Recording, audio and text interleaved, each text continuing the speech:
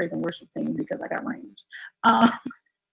So it is the fact that, you know, you are to reflect on the fact that this person, where did they show me signs that I could not trust them with me?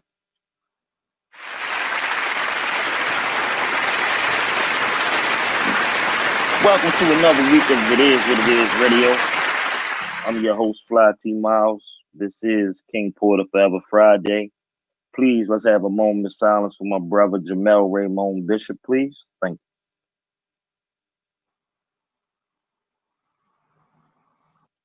Thank you very much. Thank you very much.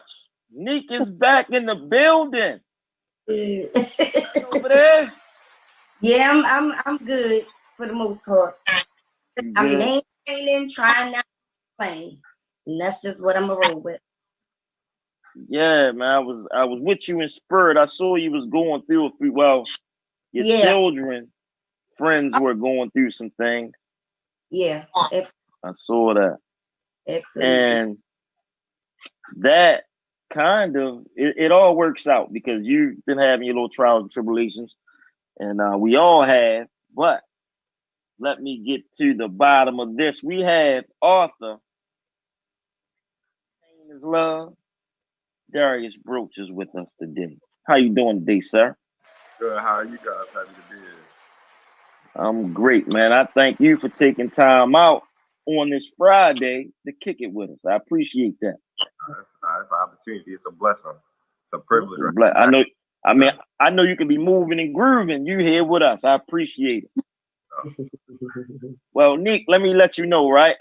Shout out to my man Carlton, because without Carlton, this would not have happened. Carlton reached out to me and, you know, gave me a little background on Darius. So he came to the store the other day, and just through casual conversation and energy, we going back and forth. I had to say, hold up, some of this for the show.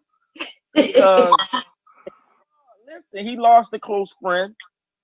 The world knows I lost my brother 4 years ago. Darius, you're just getting privy, but my brother was killed on August 8th, 2016, which was a Friday. Since that Friday when I left Sinai Hospital and they pronounced him dead, I made every Friday King Porter Forever Friday. So I dedicate Fridays to him. And I'm writing a book myself. So when I met you and, you know, you were telling me about your loss, I felt it because I went through the same thing. So, you know, while we were conversing, I'm like, damn. And the more you were talking, how you were a twin. I had twins. I lost one of my twins. Wow. So it was like, it wasn't nothing but God. It was that brought this together. Yeah. So first of all, let the world know a little bit about yourself and walk us through Pain is Love. All right, so I'm 18 years old. I just graduated from Newtown High School in Owens Mills, Maryland.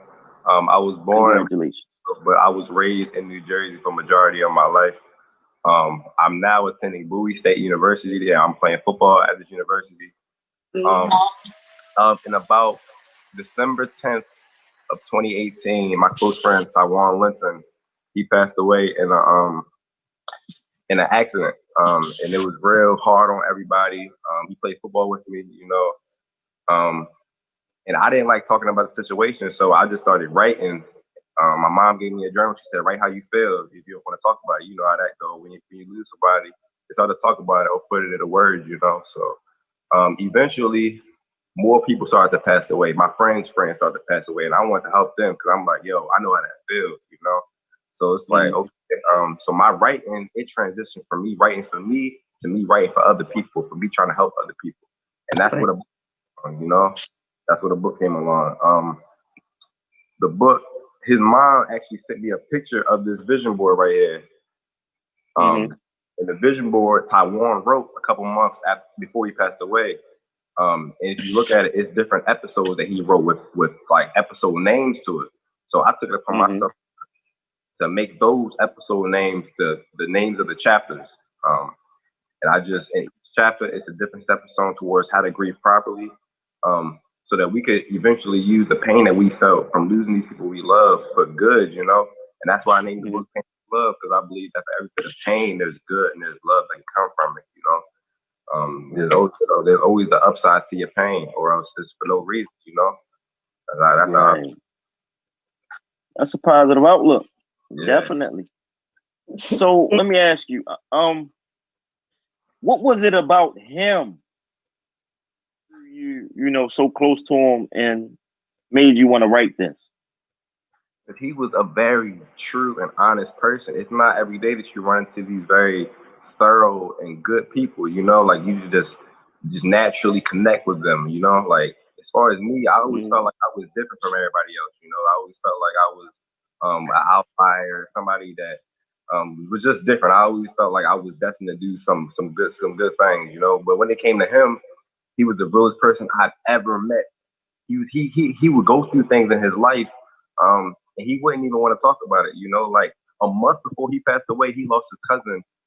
He never spoke about it. I didn't even know, like he didn't type of thing because he didn't want the attention, like he would be an ear for other people when he was going through a lot more things, like he'll be an ear for somebody else's problems, even though he went through way more than that, like he was just that type of person. He was very selfless. He was very genuine. And he was always happy. So that smile in the book, he was contagious. It was contagious, He was older than me. Obviously, this is a kid picture, but that's the smile he got, always smiling, always happy. Yeah. That's what's up, man. Hey, listen, I know his family definitely appreciate what you did. I know they did, man. That's a beautiful thing. That's a great tribute. So, let me ask you, are you gonna write more books, or I get that question a lot, but to be honest, I just started school, so I took a little break because it's my freshman year, but if I were to write one, I think for sure it'd be about the social justice, the police brutality, and I'll just write different steps towards how we can get past what are the right ways to go about this situation. And like if we're gonna get past it, if I were to write one, I think for sure it'd be about. Any questions, Neek? Yeah. Well, first of all, congratulations on getting into boot. My daughter is in her last year up there, so you're gonna love this school. You're gonna love the school. Also, did you have any type of therapy or counseling when you was going through your morning? Like, did you reach out to any professional help, or it just all into the book? As far as my grieving and my process of trying to get over it and stuff, I didn't have a lot of help. My help was through those who felt the loss of him passing away as well. Like all of our mutual friends, his little brother, his mother. Those are the type of people who I surrounded myself with after he passed away to help me grieve. And the book isn't necessarily about him. Like it's a tribute to him, and I wrote this very deep and personal chapter in chapter 3, dedicated to him. I have a dedication for him, but it's broader than that. It's bigger than that. Like we go through this every day. Like when Ty told me about it, it's like we all go through this. Like it's not a global issue. It's a part of life. And I won't pass away. Go ahead. I think we have a caller. Mon, is it the caller still on the line? He may have hung up. I'm sorry. I apologize. Nah, you good. All right. I just realized that the pain I felt when I lost Taiwan was a similar pain that, everybody feels nowadays, like similar pain that my cousin felt when her father died, that I can go on a list of everybody that we've lost in the area, but I ain't gonna say no names, but it's just, you probably, everybody loses people, so it's not, it's right. a part. I might lose somebody next year. I might lose somebody when I'm 65. I might be that person that we lose, it's a part of life. So this book will forever be beneficial to everybody. And I think like for me, I've been experiencing this since 9 years old. When I was 9, my best friend was murdered, raped, strangled, cut up, so much stuff. And as a 9-year-old seeing this, I didn't really understand it. I didn't know how I felt like somebody that was so talented, so full of life. Like, why is this happening to her? Like, why did this happen to her? And she was like a genuine little girl, very smart and everything. And it's just like, I couldn't process it back then. Like, I didn't know what to think. And then to go to the funeral, that was a whole nother experience, because what I remember of her is not what I saw. So then it was even more so not real. It's like, what? This is not her. Like, so at 9, it was rough. It was very rough. And then throughout the years, losing my brother, just losing my goddaughter, just like so much stuff just always trauma and tragedy, and a lot of times we never really comes to terms with it. And I just feel like with that type of hurt, is people always say time heals all wounds. I don't feel that way. I feel that's like a lie. Only prepares you and enable you to learn how to cope with it and deal with it. It doesn't heal anything. To me, I don't feel when it's the loss of a loved one or a friend that happened unexpectedly, like they weren't sick, it just happened out the blue. It's just like for a minute you kind of like think like, well, what is the lesson that I'm supposed to learn from this? Because this hurt too much to even think of what's the bright side of this? Because it's always supposed to be a lesson or a bright side in all things. And it's just like, when you combine that into kind of being in denial, then really not grieving properly, and then just the hustle and bustle of life does not really allow you that time to actually deal with stuff. It's just like, okay, gotta work, okay, gotta do this. Like, you really don't have that time that it takes, I feel like, a lot. And if you do, a lot of people are not, they don't want it. Like, they want to deal with things how they, how they want to deal with it. And I just think a lot of times keeping it bottled up and not at least talking to somebody, it just winds up, it ends up hurting you more. I really feel like it ends up hurting you. It does. Like, you naming those 3 people, and I'm sure you lost more people in your life, but let me ask you, like, did anyone hurt any more, any less, or did the pain remain the same? Of course it was different because 9 years old versus a grown woman. Like with my friend, that was my friend at 9 years old, but like I was a part of her life. So on that level, even with my brother, like I've kind of raised him. So it wasn't just like I lost a brother, it was like I lost a son also. So that was like, it hit me hard double time. So it was like, it definitely was different levels to the pain. But as I gotten older, I understand. I don't always understand life situations, but I do know that one thing that is guaranteed when we come into this world is death. Like, no matter how it happens, it's promised you, you're gonna eventually go. And I think once I started looking at things like that, like this is just a momentary time for us, that it will go on. It helped me a little bit more just to understand it, but it didn't hurt any. It still hurt. It still hurts like every day. Every day. And it's time to tell, like, I guarantee it feels like it was just yesterday that you lost those people, and we all feel like that. I can remember the day that he passed away. I was talking to him that same day, and it's just like, it's so surreal. Like, how was he gone? I was just talking to him, like that's how it goes. So surreal, and it's always the people who you felt would always be there, Right. Be there.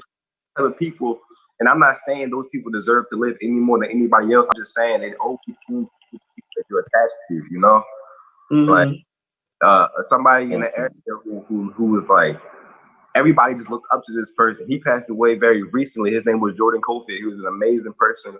I wasn't close with him. I got a chance to play football with him for a year, but he was just somebody who you would never think would be gone. Everybody looked up to him. Everybody like he was like a celebrity around here. You know, he was a great person.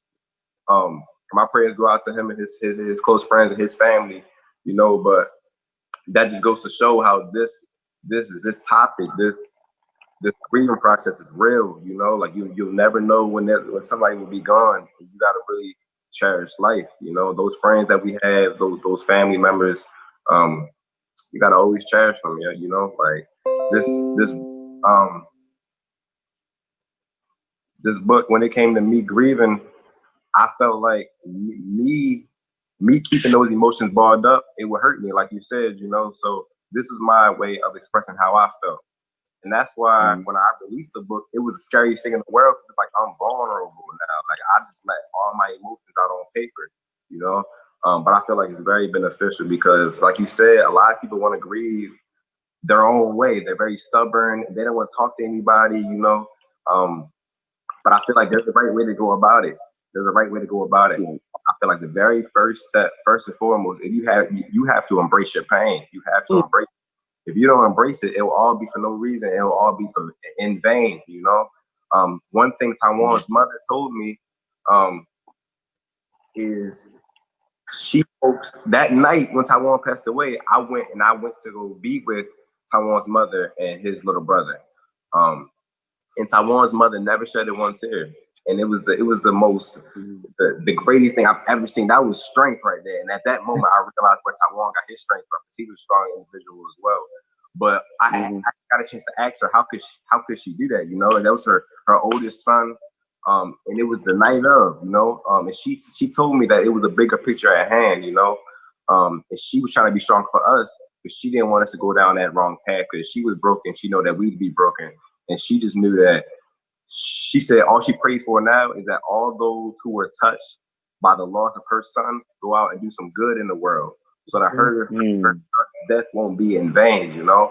I just feel like that's something I had to take into my own hands, because as long as this book is out and it's touching lives, his name is always out there. His death will never be for no reason, you know. Control what you can control. You can't control the lives that were lost, you know. If he's gone, there's nothing I can do about it. But what I can do about it is make sure that his name stays alive forever.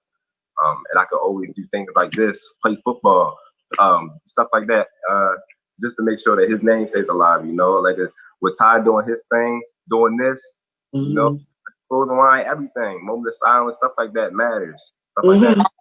Like, as long as you don't choose to be numb, then you'll be okay. I'm feeling, because when I was numb. My brother passed, I wanted to escape the reality of what happened so much that I just did nothing but party. I mean, party hard. I still took care of handle my business. But from Friday night to Sunday night, I just didn't want to think about it. I didn't want to face reality about it. I just was partying like hard. And this happened, this one for a while, until one day I just had to wake up like, okay, you doing too much. Like, you need to really deal with it. Like, stop trying to escape it. Stop trying to make it seem like it didn't happen. Like, stop trying to think that this is just a bad dream that you didn't wake up from. And it wasn't until that moment that I knew that I was going about it the wrong way. Now, with my daughter, she lost two friends. One guy that went to Bowie with her, he was a freshman. Oh gosh, it was like a hit and run. It was Keyshawn Nolan. Yes. Yeah. Okay. I played football with him. He went to Newtown as well. He was a year older than that young man named Copeland that I named earlier. And the freshman, when he was a senior, Keyshawn was a senior. He went to Newtown, and I was able to meet him. He wore number 5, like I wore number 5. He was a great person. And he was. He's one of those people who you're like would never be gone. You know, like, why him? You know, he was an amazing person and stuff like that. It's like, wow, that's surreal, and it's still surreal to this day. Because after he passed away, they hosted a candlelight vigil at Newtown High School in August of 2019. And in this last month, August of 2020, we were back in Newtown for a candlelight vigil for Jordan Copeland, two of great and amazing people who you would think gone, you know. Right. It's so unpredictable, you know, it's so surreal, it's so strong, but you can't control them being gone. And you have to think of it as like, what would they want you to do? They wouldn't want you to be depressed, going out partying, trying to hide from the pain. If it's gonna, it's the pain. If the pain is there, you know, if the suit fit, wear it. You know, if the pain is there, you have to embrace it. And do it, because you got to think of it like, what would they want from you? You know, what would they want? They would want you to do great things for them. You know, absolutely. And that I'm gonna interject. Go ahead. I'm sorry. No, when I'm gonna keep it real. When you said what would they want you to do? When my brother died, I fought with it because my brother was killed. And I'm gonna keep it real. For about months, I can't even put a time on the months. I'm riding around with a gun, looking for who I thought killed my brother, right? I'm gonna tell you how God worked. My brother had a clothing line. I knew who they said killed my brother. One day I'm just driving West Side Shopping Center, it's a market there. I see the dude pushing the stroller. Oh wow! All right, look, I get out my car. I got King Porter. I'm King Porter down. We go in the. He go in the market first. I go in afterwards. But I'm so close behind him that this lady was between us, and she swung an umbrella. So when she swung the umbrella, it almost hit me in my privacy. So I moved, but when I spent, I'm face to face with him. That's the first. I'm big off emotions, so it was something small. But the look he gave me, I was like, okay, I don't know for sure if that's him. Long story short, he was in that market for about 30 minutes. I left my car. I followed this dude for 3 blocks. I ran into my cousin that just came home from jail from like 3-4 years. I'm behind the dude. My cousin coming this way. My cousin ain't seen me. Hey, cuz. He hold me up. Yo, what's going on? Long story short, dude get away, right? Fast forward. I run into this dude at another market. This time I'm on Monument Street. King Porter down again. But this time I went to him. And the look that he gave me, I knew that he didn't have nothing to do with it. But to revert to what you were saying, I was like, man, my brother would want me to kill this nigga. I'm in kill mode. I meet the dude. We have a conversation just by his body motions. I was like, he ain't do it. Which made me think, well, damn, well, what would my brother really want me to do? I said, I think he would really want me to be great. Instead of chasing a ghost, I got to get focused and do what I'm supposed to do. So I was fighting with that for a minute. Like, I can only, like, that is, I can only imagine. I got 4 brothers, one being a twin brother, you know, and my twin brother has been through one of the most challenging summers. And I get emotional thinking about it, you know, like he's been through a very challenging summer this summer, you know. And not a lot of people, he's the complete opposite of me. You. So he chose to stop playing football, which was a great decision for him.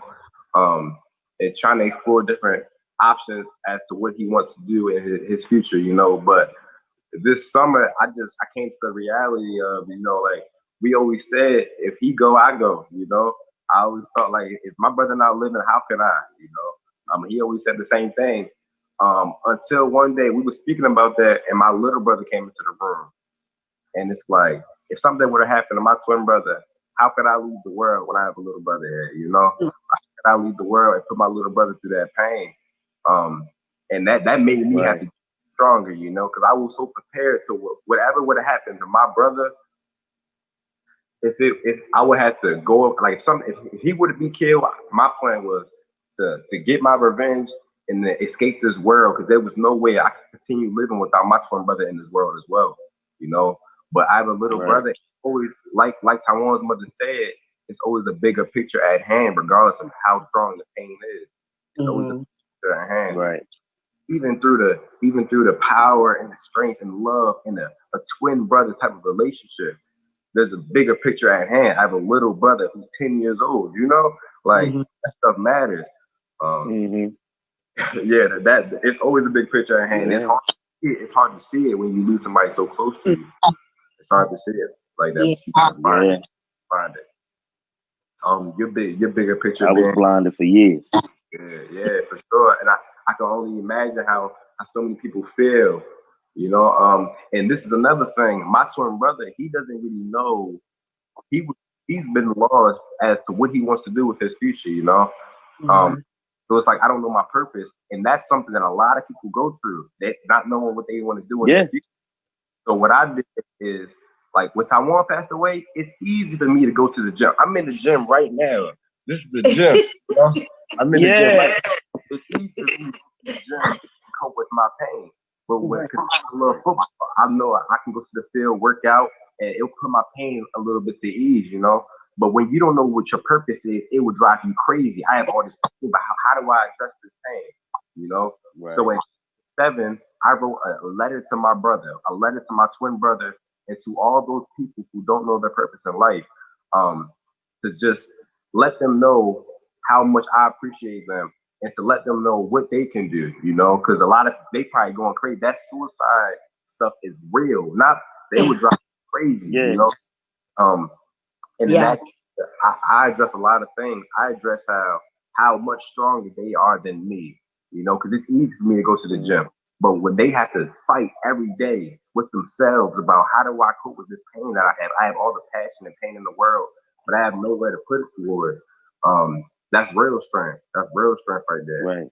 Mm-hmm. And I actually noticed that in the Bible, the word fear is in the Bible 365 times on purpose to emphasize that every day there's going to be a challenge. There's going to be a challenge. There's going to be something you got to do. That's something that those people perfect. Not necessarily me, because I can go out and do this type of stuff. But those people who don't know their purpose, those are the people that are really strong. And once they find their purpose, if they don't quit, it's done. Those are the great people. The sky's the limit. Yeah, you gotta stick with it. And a lot of times when it's not, money, or it's, you can't expect it to really go where it needs to go if you can't dedicate yourself to it fully. And then it's like you want to, but then you still got to pay the bills. So it's just like a lot of people do end up giving up, or just like all kinds of things can just happen. You can feel like the fear of it not working, just the fear of not knowing if this is going to work will make you not do it. It will make you not do it. Right. Mm-hmm. Right. You're definitely right. I think I found my purpose by mistake. Mm-hmm. For years, I was lost. I didn't know what I wanted to do. One foot was in the street. One foot was working at McDonald's. It took. And shout out to my brother Andre Miles. Listen, I graduated from Dunbar in 1995. Right. Yeah. I went back down Dunbar to just make sure he was good.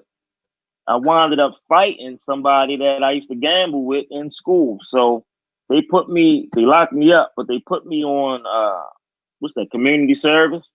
Yeah. And I just moved down the street from a middle school.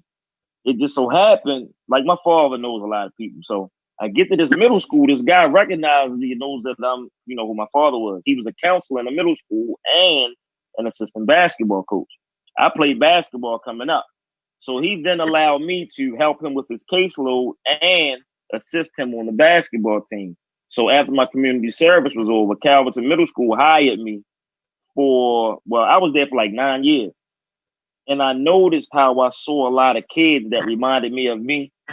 And I just had a way of reaching them better than their teachers. So reaching the youth is my purpose. I've been in the school system since 1995. And I've been mentoring since 1995. Like, I don't want the goody two-shoe kid. Give me the one that you think a knucklehead. Why? Because I'm gonna listen to him, and I know I can relate. So a lot of these kids basically just are looking for an ear. So my purpose is dealing with the youth. Now, I may not go back to the school system this year because business is nice. Shout out to the Republic of Great Men. Get your Republic of Great Men, 18 West 25th Street. So I gotta give that up because now we're working for ourselves. So we all, you know, we grind to possibly work for ourselves. So that's where I'm at with it now. But the kids, I love y'all.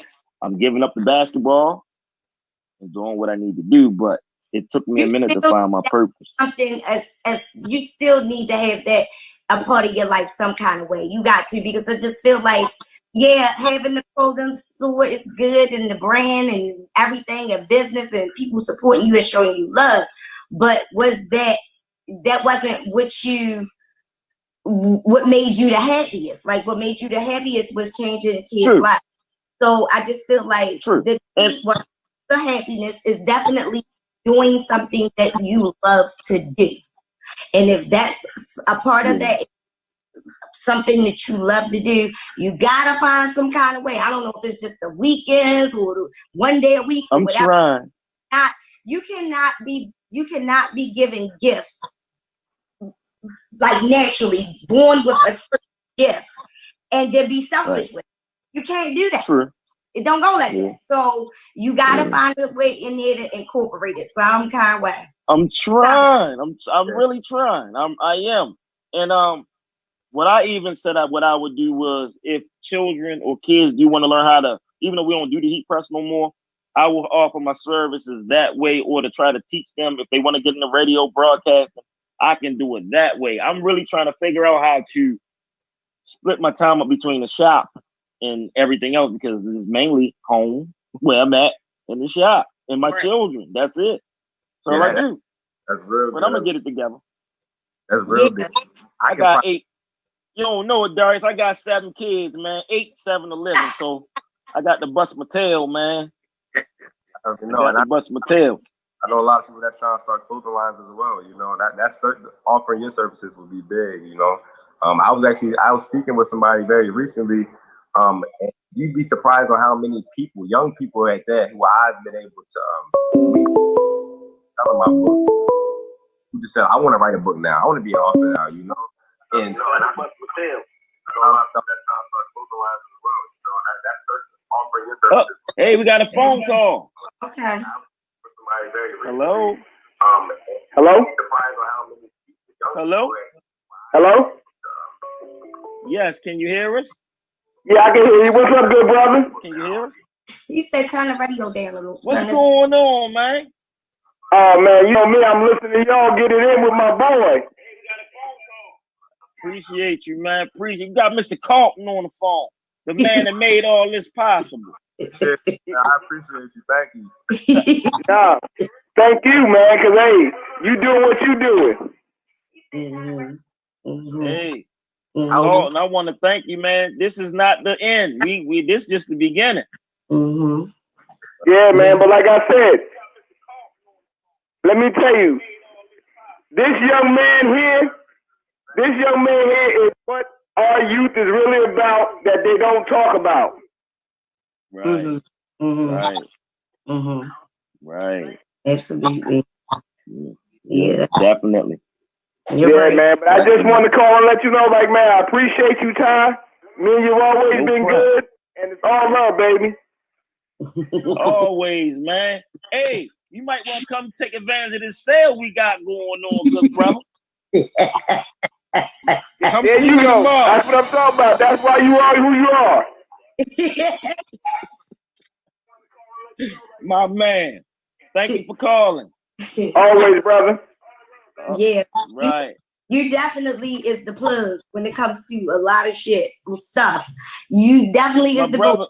You will put 2 people together like, oh, you do this, oh, she do this.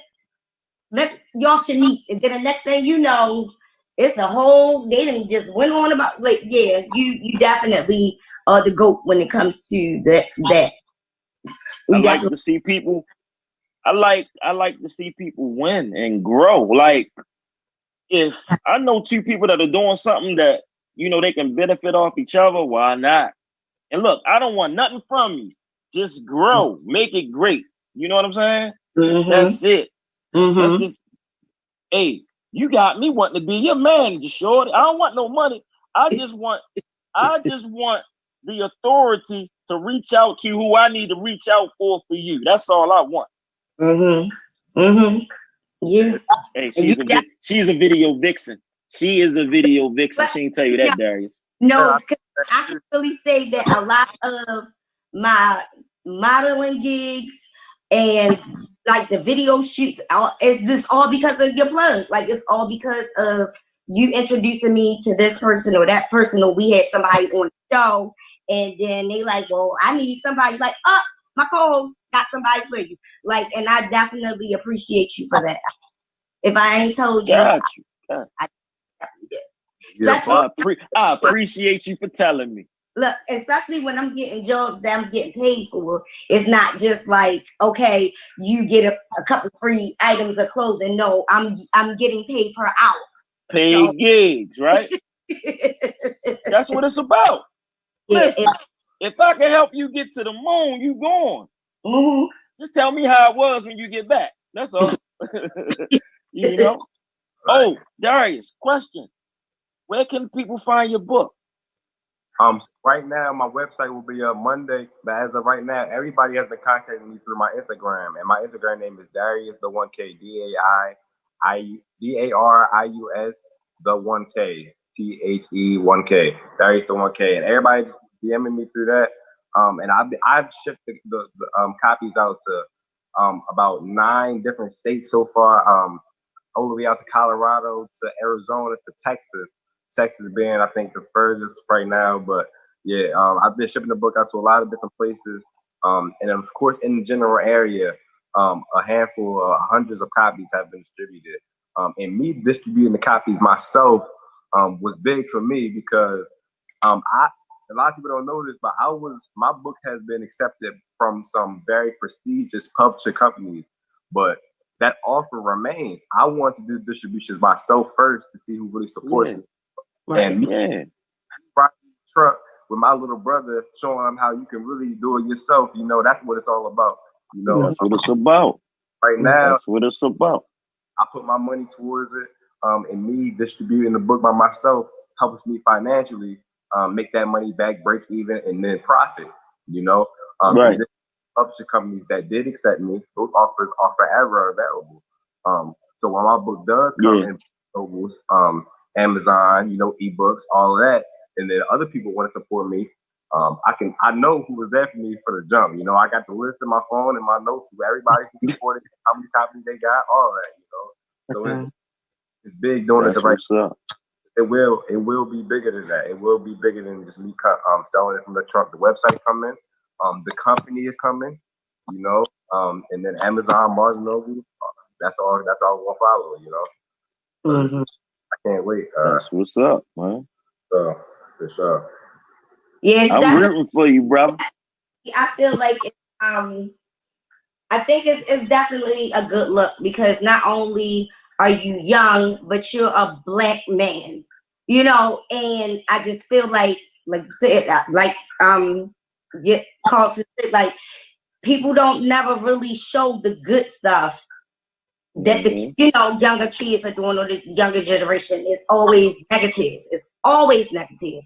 Even when it's not negative, it's always negative. So it's just like that's a breath of fresh air. And then to experience something, to write about something that you experience from your point of view and from your actual feelings, not just something you read in a textbook or something like that. Like this is something that you really went through. People can relate. Young people can relate. Those people that don't want to talk to a therapist and don't want to talk to their parents and just want to, you know, go into that box. It gives them an outlet to let them know, hey, this is what you could do to help you cope with it better. And I think that's a good look. Absolutely. Right. I was definitely. Me being young, confidence is something that I always struggled with for the most part of my life. But I felt like it was my obligation to release this book to help those people who felt the same type of pain that I felt from losing somebody so close to me. And me, 18, me being African American, you know, me being somebody that not a lot of people would expect this from, it's gonna make all those people around me, all those young people, be like, no, I can do anything. I know Darius. I can hit him up right now. He gonna respond. You know, I got a few friends that's in this right now. You know, like me writing a book, it can make them feel like, yo, I can reach the stars. You know, I'm 18. I can do something. I can do anything. You know, that's what it's all about. I don't try and speak all super professional in the book. I speak how I'm speaking to you guys now. I want the message to get across. That's all that matters. The content. If the message is getting across, I'm changing lives, and that's all that matters. You know, like in the book, I try and generalize. I try and make the reader feel comfortable as possible. Like in the very first sentence, I introduce myself. I say my name. I say my age. I say where I'm from. I say the type of music I listen to. Meek Mill. You see, I got the Dream Chasers hoodie. Right. Make the reader comfortable, you know. And then throughout the whole course of the book, I'm dropping gems. I'm dropping knowledge that a lot of people wouldn't expect from me, you know. But because they feel comfortable reading it, they're like, "Yo, this is good. This is good stuff," you know. And I've had this knowledge for a while, but I wasn't confident. I was very nervous about just opening up, you know, because I ain't want to get that I ain't want to get pushed away. I ain't want to feel like I was doing something wrong. I want to make sure I was doing it right, you know. So it took time, but I'm happy it went about the way it did. You know, I'm happy. I got the motivation I needed. I got the help I needed from those around me who felt that loss from Taiwan passing as well. To help motivate me to do a project like this, you know. I can't for the impact it's gonna have on people. Yeah, so definitely. Let me. With writing the book, I know you said a lot of it came from like your journal. Was there ever any moments where you just like broke down, or you just was like, okay, I can't do this right now. I gotta regroup and then come back into it? Because I can imagine that it's just like you kind of reliving, you know, your feelings and what happened, and you know how you were feeling at that time, and you know, other people's lives that was affected by it. Like, I could imagine that wasn't an easy process. Like, how long did it take you to write the book? It took a year. It took 1 year. I started the book around summertime of 2019, and you know, I published it and released it summer of 2020. But the process wasn't as hard as people would think it would be. You know, me writing about pain in general was fairly easy. Because I know that pain, you know that pain, I know that pain, you know, everybody knows that pain. You just got to know how to put it into words, and that's a gift that I fortunately had in me, you know. But as far as reliving that moment, chapter 3 was very hard. And you read chapter 3, I think the very first thing I said was, this is the third chapter in this book, but it's the last one I'm writing, because it is. I had to skip that chapter because I couldn't. That's where I had to take a pause at, because that chapter was very personal, and that was me reliving that moment, that night that I lost. But when I did write the chapter, it took very long. It took a lot of pausing, a lot of emotions, you know. And a lot of people have asked me, "Have you read your own book?" And they don't mean it like, "Have you read it?" They mean like, "Have I read it in this form?" Since I made the copies and received the copies, and I didn't get a chance to, but I did read chapter 3, and I had crying, even though I know what the next word was gonna be, even though I know what I wrote. Me reliving that moment was hard, you know. And even though a lot of people don't know Taiwan, like you guys probably don't know Taiwan, but when you read that chapter, what you guys will be thinking about is that person that you've lost, you know. Right. This is hard. It's gonna have that same effect, and that's what it's all about. Me having it in chapter 3, I have it in chapter 3 for him because that was his favorite number. That was everything. But me getting the readers so engaged so early, it sets a tone for the rest of the book. Right. Right. Yeah. Man, we need that book in these schools, man. Yeah, I actually I sent copies out to Texas, and they will be in a Texas school library soon. That's what's up. I'll get that library soon, but it's going to be a bigger thing. It's going to be a bigger thing. I didn't even set up the website yet, and about 100+ copies have been sold, you know, and that's just for me. At the trunk of the car, you know, with no website, with no help, just me going to the office, me packing up my crib, you know, stuff like that. And my little brother seeing that process, all it's going to do is show him the way. There ain't no process working, but you do it for yourself too, you know. You don't got to ask somebody to do it for you. I'm self-published at the end of the day. I'm self-published. I didn't write my rights off. You know, I didn't allow anybody to distribute the money. I mean, distribute the books for me so I can have to give them and give them any of that. But I still maybe I will because it gets a little bit overwhelming, you know. But and have the funds to do that. But you gotta get how you live first. You gotta get how you live, you know. Yeah. So have you I'm thought gonna say I know with the COVID and everything, a lot, you know, with the social distance, but have you thought about doing like a book signing or anything like that? Yeah. I plan on doing a book signing soon at Newtown High School. A school coach who I want to shout out, his name is Sonny Savage. He made a very big donation for the books for me. He picked I don't want to say the donation. He $1,000 for and he wanted 50 copies, 50 signed copies. He wanted to make sure him and his son both got a copy. Who both his son played football next to me. He's like a little brother to me, but he just wanted to make sure that the football team had copies, and I felt like that was bigger. I had a couple of them are in the gym with me right now. They walking past, you see me say what's up to them. But that's what's up. Yeah, that's awesome. And that's a good idea to take it back to the high school. Like that was smart. That's a good idea. That's a real good. Mm-hmm. Newtown has lost so many people. Newtown personally has the high school They're has always on the news. They're on the news quite often. What they doing out there in Owens Mills, man? Because you expect that, and I don't mean to be like judging no area better than another, whatever. But we all know the cities and what comes with it, and then we know about, you know, the county. So it's just like so much be happening at that school. I mean, like, is this a low key like inner city school or the low like a lot of stuff be happening? I just be like, wow, like and it's always when they like the news people are like interview the kids and stuff, and they be so emotional. They half of them can't even talk about it. You know, it's just tears and everything. Like they really. It really does affect them. It really does. Yeah, it's real big. I don't know. I'm not gonna say it's an inner city school. I don't know what it is about Newtown or why we've lost so many people. And that's something that we can't control. But at the end of the day, you got to control, and you control how you go about it. Go about losing these people.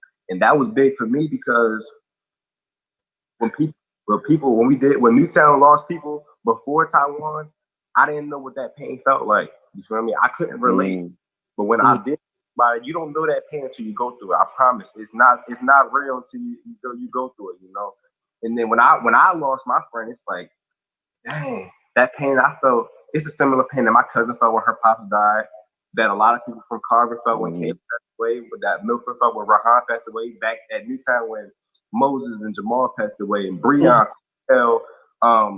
Keyshawn, you know, the names go on, and it's like as a youth have lost so many people, but it's not just a youth, it's us as human beings. You know, this is not a global issue. This is a part of life, and this will forever be beneficial. This will forever be beneficial to everybody because, as you know, like I said earlier, it's gonna happen in life. You know, I might lose somebody next year. I might lose somebody when I'm 65. I might be that person that we all lose. You know, but it's a part of life. You know, so this book will forever be beneficial, and it will never die down because it's a life topic. It's a life thing. You know, and and the pain will always be. It will always feel the same. It's never going to be any easier, and time doesn't heal. You just have to go up in the right way. You know, right, absolutely.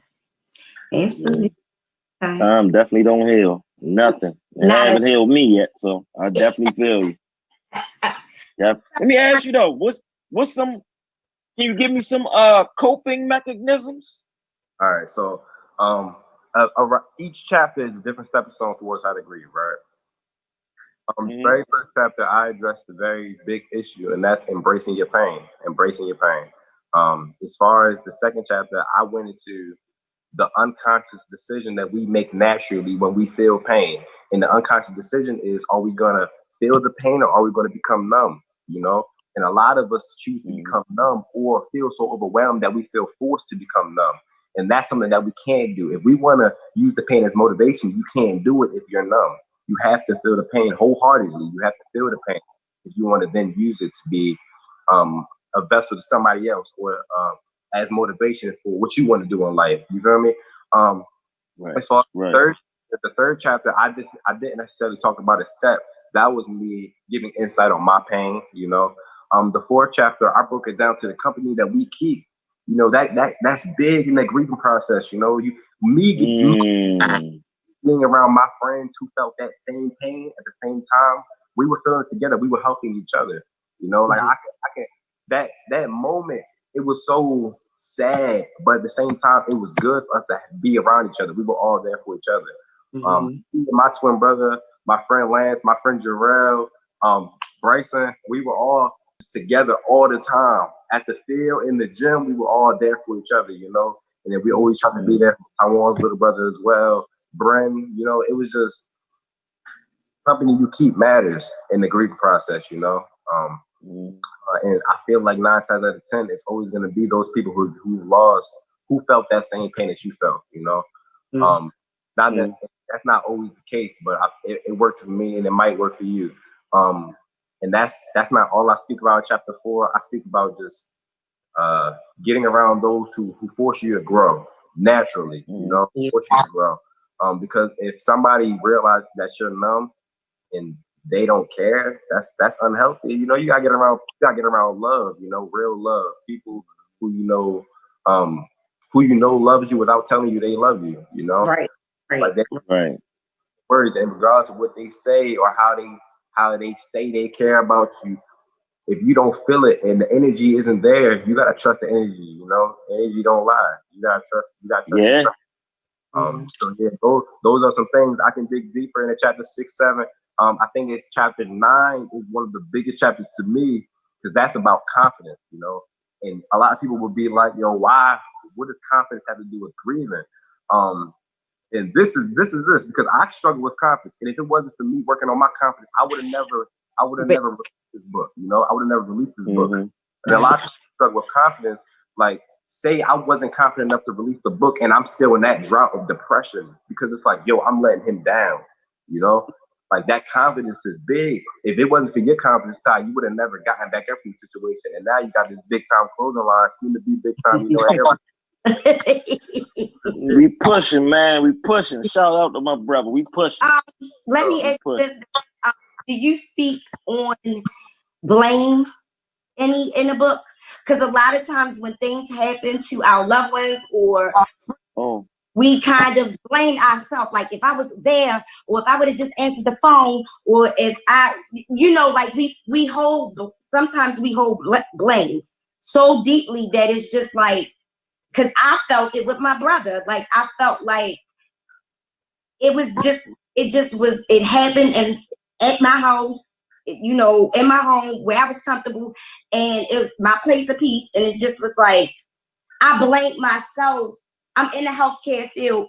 I should know the warning signs when this is going on. Well, I wasn't even able to do CPR on my brother. Like, I completely choked. Like, I couldn't, and this is what I do for a profession, but I choked. I couldn't do it. Like, it was just too much. And then for so long, for years, I blamed myself. And it probably wouldn't have made a difference one way or the other, but I just know that it was a part of me that I felt like as a bigger sister, I should have just known. And I didn't. And that I held that, I held that blame feeling for years, a lot of years. So I understand that. I didn't necessarily speak on blame specifically, but in chapter 1, I would say I spoke on accepting, you know, because a lot of people can't seem to accept the fact that those people that we've lost are really gone, you know. So in chapter 1, speaking on accepting, that went straight along with embracing. You know, you got to accept it, you got to embrace it. That's first and foremost, that's the biggest thing. Not necessarily specifically blame. And I could get into that, but I felt like just accepting it overall, because like you said, it might not matter one way or another, you know. It happens, and it's out of our control. So just accepting it and control from that point on was the biggest thing, you know. Every step, every chapter, a different step, and it's more powerful. They all follow each other. Like they're following the chapter about confidence was a chapter about humility. Because if I'm confident, I got my confidence, I got my swagger back, and I got the book. I got the book, and it goes big time. If I don't remain humble and I don't remain grounded and I don't remember the pain that I felt, I can get caught up in the success, and I can soon forget the pain that you feel me, that I felt when I lost Tyrone, you know. And how could I live with that? How can I live with knowing that I used his pain for motivation? I went about it the right way, but I didn't remain humble enough. I didn't remain grounded to remember where I came from, to remember the days where I was struggling, writing, crying that night, you know, the grieving process, the whole process. If I don't remain grounded, like say the book goes global, it goes big time, you know, I get caught up in the money that I forget the pain, you know. Like, so how life is gonna humble us regardless. Yeah. Life, we don't humble ourselves, life will humble us. So it will. Yeah, so if life will probably humble me with making me lose another loved one, you know, and how can I live with that? You know, so I think confidence and humility were both two things that was big for me. Yeah, that's what's up, man. It keeps going. Each chapter is powerful. It's powerful, you know. Chapter 5 is one of my favorites. Just breaking down who you are. A lot of us don't even know who we are, you know. Okay. Yeah, so you're right. Knowing me, figuring out who I was, helped me grieve, because me knowing the parts of me that made me hard work, you know, being productive, that mattered to me, and those two go hand in hand. If I'm not working hard, it's gonna fall back on another asset of my life, you know. Working hard in the gym, that's what put my pain at ease a little bit, you know. Like just knowing what you want to do, knowing your purpose, that's big. And I feel like this book, it can touch a lot more lives than this. Like I'm very grateful for how it's doing so far, but I know the impact it can have on people. I know the impact. I know this is a big time book. I know it's big time, you know. But I can't wait for it to be in other people's hands, the right hands, you know. I'm grateful for the people it's touched so far. On my Instagram, I've been posting a lot of feedback from people who have just been giving me insight on their take from the book, and it's been positive so far. It's been real good. I've been checking lives, and all that matters. You know, I made a promise back in November, and I said I was going to change lives when I dropped this book, and it's happening. And I just hope Tyrone is proud. I know he's proud. You know, and this is the upside of my pain. And other people grieving the right way, they're going to go ahead and embrace their pain and do good, and that's going to be an upside of their pain. Right, absolutely. Right. For viewers that are just joining us, please, if you would like to call in, please call 443-642-9403 to talk to Mr. Darius.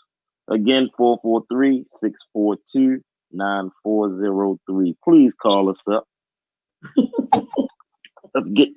had to plug in the viewers if they're just joining us, you know. But man, where do you see yourself in 5 years? Honestly, I have no idea. And I feel like me not knowing makes other people comfortable with not knowing, because a lot of people go crazy with that idea of, you know, what am I going to do? I got to figure it out now, especially in this time period, being 18, about to go to college, you know, everybody, you got to pick up teachers, parents, everybody, adults, kids, you got to pick a major now. You got to figure it out now. And you don't have to do that. If you stay the course and you believe in God, you don't have to force anything on yourself. A lot of people don't know this, but I'm currently undecided at my university, you know. And a lot of people are like, how are you undecided? You play football, you got to figure out, you are an author, you know, how are you not decided? Why aren't you doing journalism? Why aren't you doing something like that? And personally, I don't know if writing is my purpose, you know. I don't know yet. And I'm trying to figure it out. But people looking at me, and I bet they feel like I'd have a major, but them knowing that I'm undecided, it's going to make them more comfortable. And I spoke on that in the book too, like knowing yourself, not rushing the process, but trusting the process, you know, just going about things the right way. Trust your energy. If you know you're not ready, then don't go ahead and make a decision, you know. I don't know where I'm going to be in the future. I want to be in the NFL. I know I want to be not necessarily rich money-wise, but rich in life, you know, have that freedom to do whatever I want, that financial freedom, you know, to do whatever I want. But as far as what I will be doing, I'm not sure. I might write another book. Right. Might go great as planned. And a lot of people need to realize what you have a passion for might not be what your purpose is. And I didn't realize that until I was writing. That's interesting. I've never thought it like that at all. Yeah, like my uncle, I love football. That's all I've ever been about, just hard work. I always pride myself on being the hardest worker. But my uncle actually said, writing might be your purpose, even though football is your passion. He said something along those lines, and I had to ask about it for a minute because football will forever be my passion, and it's a lot of people's passion, but it doesn't necessarily go for everybody, you know. And I'm going to continue to work hard, and if God allows me to make it to the NFL, accomplish those things, that's a blessing. But if God chooses for me to walk another path, I'm gonna walk it. I gotta do it, you know. I gotta trust it. If you can't control injuries, you know. So if things would have happened, I would have to turn towards God, you know. And I can't then have that spitefulness as to football is it and that's all, because at the end of the day, football is gonna end, you know, and I have to have an identity after football. I can't be that person. I was on a Zoom call with my football team not too long ago. We spoke about people who don't know their identity anymore after sports is over. We spoke about Tiger Woods and how after his career, he was doing drugs, stuff like that, because he didn't know his identity anymore from his sport, you know. So I want to always have an identity forever, and as long as this book is gonna always be there, regardless of if I'm playing football or not, and that's big on my part, and that's what I'm very proud of. But I don't know where I'm gonna be at in 5 years, and that's my answer. Cool. And that's cool, because a lot of times, like, we get so caught up and stressed out about the future that we not living in the present. Like, we so much stress on ourselves about, oh, I'm this age and I'm not married, or I'm this age and I don't have a house yet. I'm this age, and it's just like, instead of taking that energy that that you're worrying and being depressed about, you can actually do what you have to do now in the present to make sure that you have it in the future. You know, it's just like we worry a lot. We as a people, we worry a lot, and a lot of times we worry about things that's totally out of our control. I know me. That's what I worry about the most. Stuff that I have no control over, and I don't know why. And it takes from me putting in the energy to the things that I can control or I can change, because I'm so worried about some stuff that is going to be how it is. Like, it's nothing I can do about it. And that takes a lot from my present. It takes a lot from my present, just, you know, dwelling on where I should be at in life, and the fact that I'm not where I think I should be. It takes away from me working on it right now, because I'm so messed up in the head about looking at other people's lives. Like, well, damn, I know I'm a better chick than her, and why she had 3 husbands and I ain't even had 1 husband? Like, what the hell is going on with me? So it's just about timing with life. Everything is about timing. I feel like I've told you this before, Tyree. Like, and you know I like boxing, so I always say it's like a boxing match, and you can have a guy that is like beating the mess out somebody for 11 rounds. But then that 12th round, he just hits him with the perfect timing, with the right hook or jab or overhand right or whatever, and then game is over that quick. Game is over. So I do respect timing, the timing of life. I really do. Whereas before, I didn't really get that. I didn't get that things happen when it's supposed to happen. Sometimes things happen that you're not on the level to perceive it. And you got to just deal with it. You just got to recognize it and deal with it, and not get so consumed with letting it go because it's not time for it. Yeah, so that's something that's big, because it's hard not to look at our peers and the people around us their accomplishments, you know, and their success, you know, and then naturally comparing it to yours. So in 5, I try and emphasize just staying in your lane, you know, just work. You talk about you not being ready for that accomplishment or that success or that thing that you want yet. That's big because a lot of people who've been reading my book and taking notes and filling me in on their feedback and stuff have been emphasizing this one quote or this one saying that I said when I said the truth is we all need to go through certain things in life to teach us the elements of life that we need to be aware of, and those elements are that we need to be aware of to succeed in the areas we want to succeed in. You know, so you need to be aware of something. God needs to prepare you for something before you can receive that blessing that you want so bad. You know, those elements of life, those lessons that we need to learn are 9 times out of 10 always in those moments of pain. It's always during the hard times in life, not the good times. You know, like you always learn those lessons when life is hard. Like those are the lessons. You know, and that's big. That's something that I said in the book that I'm very happy about because it's affecting a lot of people. You know, just being aware that those lessons that you need to learn, they're gonna be in the rainy days, not the sunny ones. You know, Right. That's big because that speaks on timing. You know, just stay in your lane and don't be too prideful to learn. Don't be too stubborn to accept a lesson that it's a lesson and not life. You know, like don't be that guy. But yeah, that's big, and I'm very happy that that's helping a lot of people. And that's the time as well. You know. Right. Because we always look at something bad.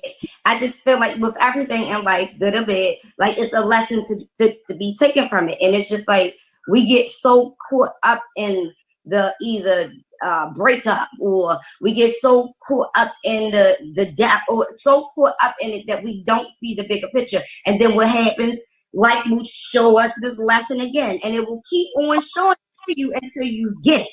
And I just think that a lot of times you gotta, once you can get out of your feelings so much that you can logically think, it's always a lesson somewhere. It's always something to be taught in anything in life. It's just that you have to be aware of that and you have to trust the lesson in it and try to learn the lesson.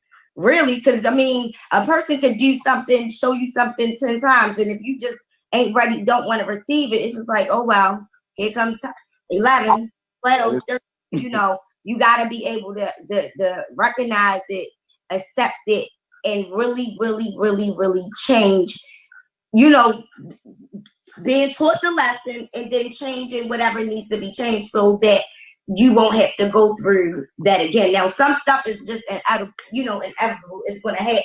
But a lot of times when we think about like relationships and, you know, the type of people we deal with or like what we deal with on jobs and everything, even like friendships, it's just like, okay, how many times are you going to genuinely be there for someone that never answers the phone when you call? They done showed you this 5 times. And when you call, you're not calling on no BS. You're normally reaching out because you really need that help.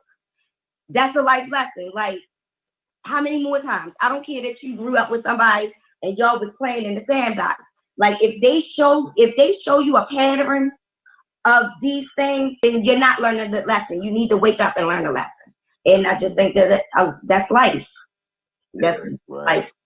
Like what you told I saying, and how you got to be aware of those lessons, aware of those things, so that you can soon follow that path that God has laid out for us. You know, you got to be aware of those things, and you can't be stubborn enough to deny what God is trying to show you, the signs that God is trying to put in front of you. You know, and the biggest sign or a lesson, so you could say that I felt like I was too stubborn, I was too spiteful to accept, because it's very hard to accept them sometimes. Was me trying to play for Taiwan. You know, I had one more year to play football in high school after Taiwan died, and I was all out to try and play for him. You know, I had that's cussing me in Cleveland Farm. You know, I was just all trying to play for him. You know,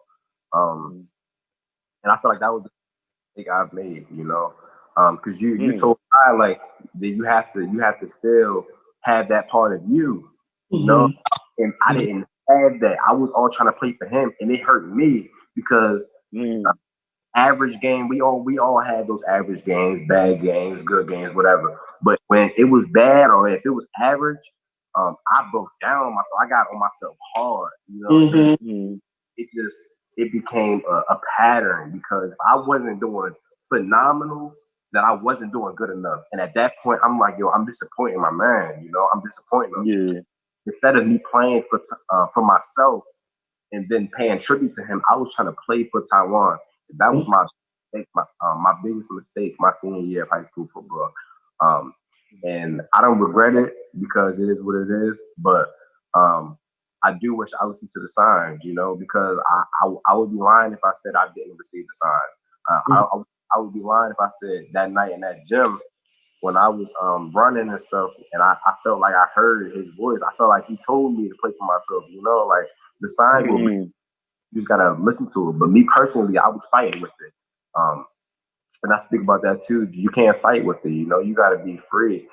We all like to make those goals for our life, and that's good. But you have to be open for what God is trying to show you and what He's trying to tell you, you know. So I feel like that is being open for God trying to tell you. Absolutely. What position do you play? Strong safety. Sure. And I'm gonna tell you something. I was gonna say safety just by. I mean, my son. I play football too with my son, so I've been heavy in it. But your demeanor and it says safety, decision maker. Okay, so I'm not a fan. So can you explain to me what that position is? It's a defensive position, but it's a very versatile defensive position. So basically, me playing strong safety outside linebacker, they call it hybrid today. So they can move me around a lot on defense. You know, they can do a lot of things with me. And then everybody knows that the middle linebacker is the quarterback of the defense, the leader of the defense. But nowadays, it's turning, it's transitioning to be the strong safety of as the leader of the defense because we see the whole field behind. And because we're the most versatile player on the defense, a lot of people turn towards us to ask us what to do, you know, where to go. And you have to be intelligent. You have to know the game to play that position. You have to.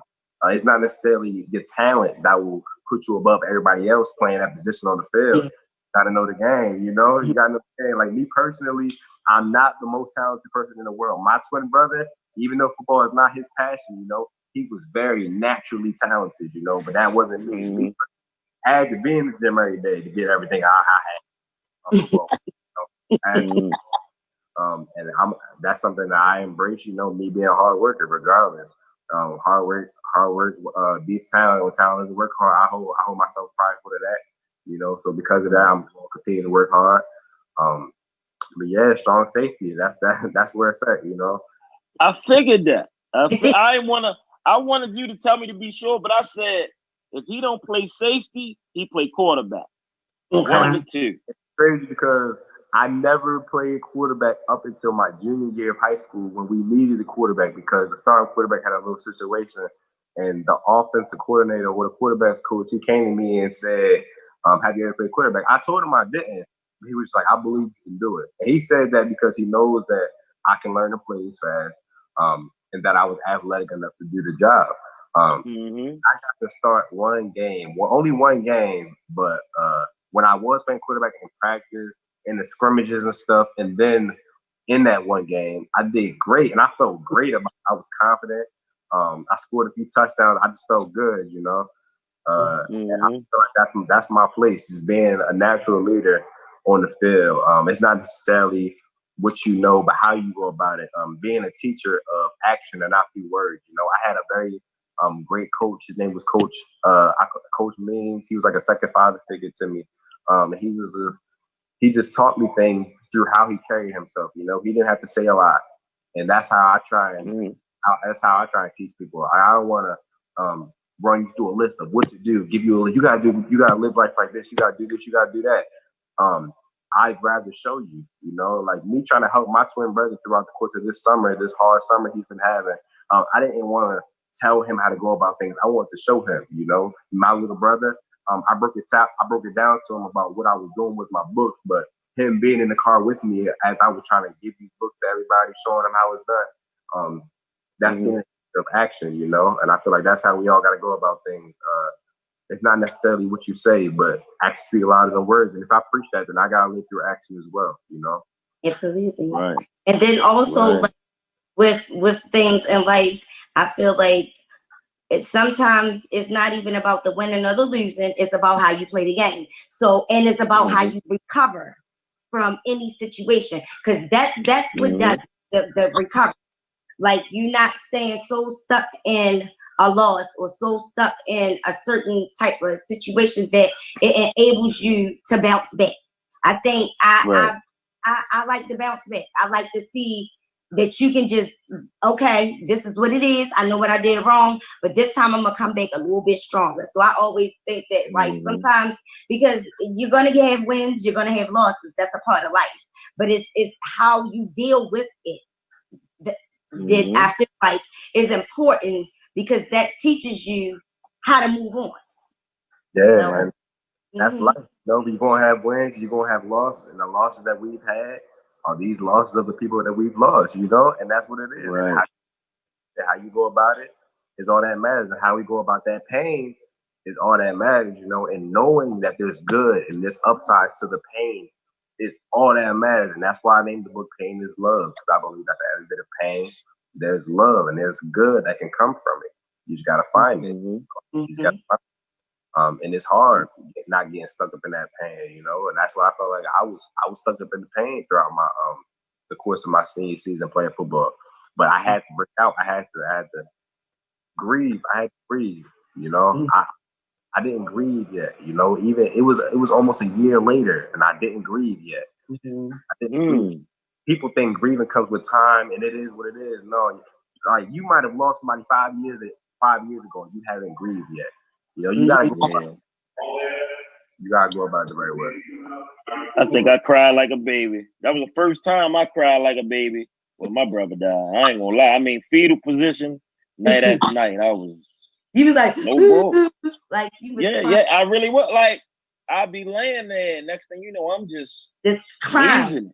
I'm talking. Yeah. And then to go through that and still have to deal with everything like life.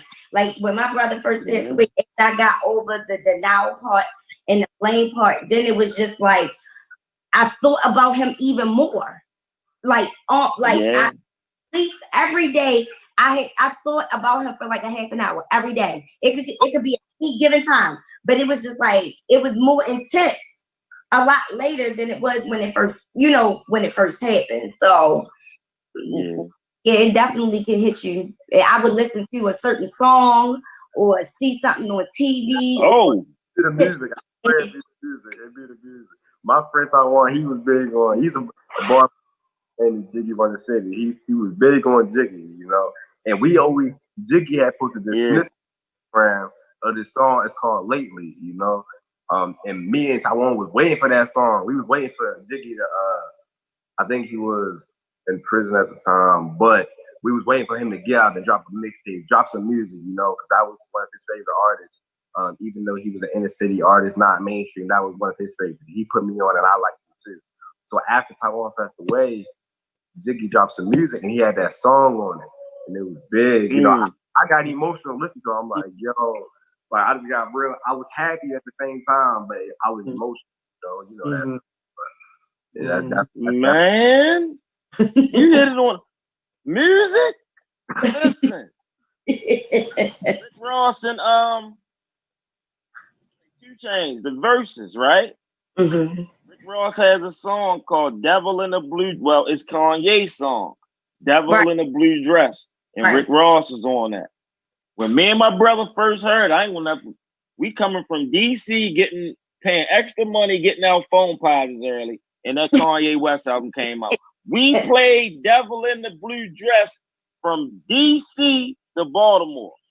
When they played it on that verses, I had to turn the verses off. Yeah. The door. Yeah. Wow. Yeah, I couldn't, man. Wow. Then when I went to a Rick Ross meet and greet before, and I took my brother with me. So man, yeah, that was tough. That day that they had that, I shut that down. That was tough. Yeah, music does it for me. I can't listen to certain songs. They'll bring some people won't know why you feel that music. Like I played in the car. I played in the car with the female before, and I was just going in. You feel me? I don't know if she knew. She didn't know that much to me. You feel me? But it just meant a lot to me. You know, that's how it be. Like me going to Newtown nowadays to work out.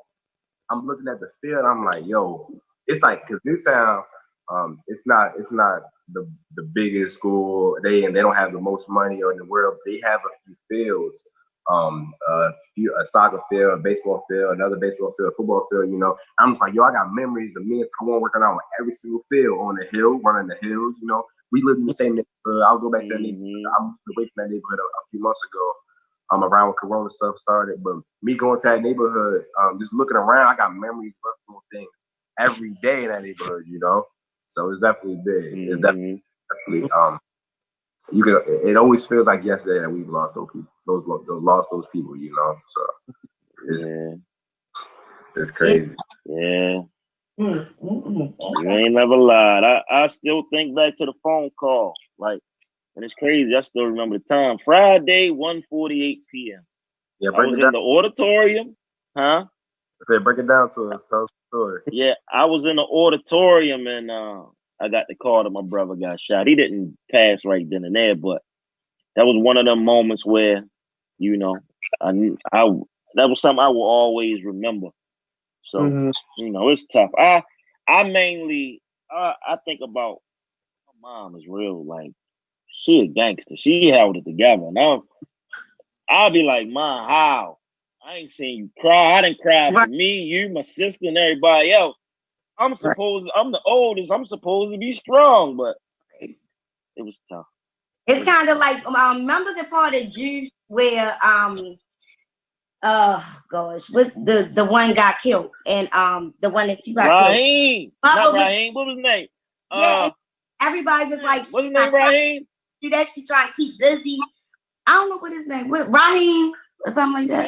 Raheem, yeah. When the mom broke down. Yeah, and it was like she hadn't broke down up until that point, and it was like everybody was kind of expecting her to do it, but she felt like she had to be strong for his sister. But you know, like she had to be strong, and eventually she did broke down. But everybody was just looking like she just tried to stay busy. So, and that you know that helped her, but eventually she broke down or whatever. So I just know that I definitely would not be that one. I'd be somewhere crying to somebody, like somebody help me, because I ain't even gonna lie. That type of strongness ain't in me. Maybe it'll come later down life, but like right now, no. Them kids, look, this kids be calling me for support, and I be crying to them like. Yeah, it get like that sometimes. I'm not gonna fix the funk. Like I'm definitely not that strong yet with life. Right. I'm just not. I would be the one that's like falling on the floor, crying, just acting crazy, just doing the most when I'm supposed to be being strong for everybody else, because I just feel like sometimes you can't be strong for everybody else. Sometimes you just gotta try to be strong for yourself. I'm gonna tell you, it's hard to realize. I was at Jordan Copeland Candlelight Vigil not too long ago. The person who I spoke about earlier, and he was a very happy. He lived his life like a rock star. You know, he was always smiling. He was light skinned. You know, light skinned. He was this amazing, happy person. Shouts out to my light skinned brother. Rest in heaven. Yeah, everybody was emotional. But somebody came on a mic and they said, "How many people have seen Jordan Copeland smiling?" You know, and everybody raised their hand. He said, "Well, I shouldn't see so many sad faces because he wouldn't want to see this." You know, so that just made everybody want to, get themselves together. So I gotta be happy for my boy. You know, and stuff like that matters. You know, just thinking about how that person who you've lost will want to see you. You know, like, I'm sure everybody who was touched by the loss of Jordan, cried, went through that. But when they out living, they wanna live for that person that they lost. Like that's how, like me living. Me losing Taiwan, I'm gonna try and live. Just make sure Taiwan can see the world through my eyes. That's how it is. If he can't live, and that's out of my control, I'm gonna make sure he live through me, and all the people that you guys lost, live through you guys. That's how it goes. Absolutely. Yeah. Absolutely. I said, my brother, listen, I'm gonna keep my brother's name alive until I die. So, Right. Friday, listen, even if my phone get cut off, I'm borrowing somebody else's phone, logging in and doing a King Porter Forever Friday post. That's just my thing to him. I said I will never let my brother's name die. And we talk about my brother all the time. Like, my brother done his little thing in the streets, but he was always different. Like, he always stuck out as far as dressing. Like, I used to laugh at him. I said, yo, you the only drug dealer I know with a wallet. Like, just joking, but my brother had his own, man. Definitely a good dude, man. Definitely. And he loved to put clothes on. That's one thing I will say. My brother had his own style. Yeah. Now you got the style. Right. Yeah. Wait, time out. He got it from me. I'm the big brother. All right. My fault. Rest in peace to Porter, but they got it from me. I can't get it. No, I think y'all got it from your father. That's where y'all got it from. That's where we got it from. We got it right there. Y'all got it from the father. Yeah. That's where we got it from, and it trickled down, man. We trickled down, For sure. Man, listen, before we get out of here, I need you. First of all, I thank you. And then I need you back on here again, man. Yeah. But let the world know how to find you on social media, please. My name is Darius the 1K. Everybody call me 1K because that's like my little brand on social media, whatever. But Darius the 1K, that's my name on Instagram and Twitter. Darius the 1K. Darius the 1K. The 1K. That's my name on Instagram. You can DM me, have questions about the book. Soon on Monday, the website will be ready. And that will be I'll be sending out, and it'll be a lot easier to receive a copy of the book once the website is up. But until then, I'm doing it the hard way. I'm getting out how I live, and that's through my Instagram. And I before my book goes on Amazon, Barnes & Noble, before it's big, the people that support me now, it means a lot to me, and I'm keeping track of those people, and I appreciate those people. So Darius, okay, my name is Darius Broach. I'm a freshman at Bowie State University. I'll be playing football this spring. Hopefully we can play. But yeah, that's me right there. Cross the fingers, please. I'm gonna come check you out if COVID allows it, man. I'm there. Sure. And I'm gonna purchase a book from you for Neek. Yeah, me too. Okay. So I'm gonna buy a book for you, girl. I got it. Oh, thank you. Then, Right. Okay, that's good. Thank you. I got you. All right. Well, this has been another week of It Is What It Is Radio. Darius, I thank you. I will not be a stranger. We locked in now, man. Mm-hmm. All right. Keep doing what you're doing. You know where I'm at. Mm-hmm. Get with me. Viewers, we thank you. Please like and share the show. Yeah. And until next week, I'm Fly T Miles. Love God be. Darius, bro. No problem. No, thank you. Thank you. We out, y'all. Till next week. Thank you. All right. See you later.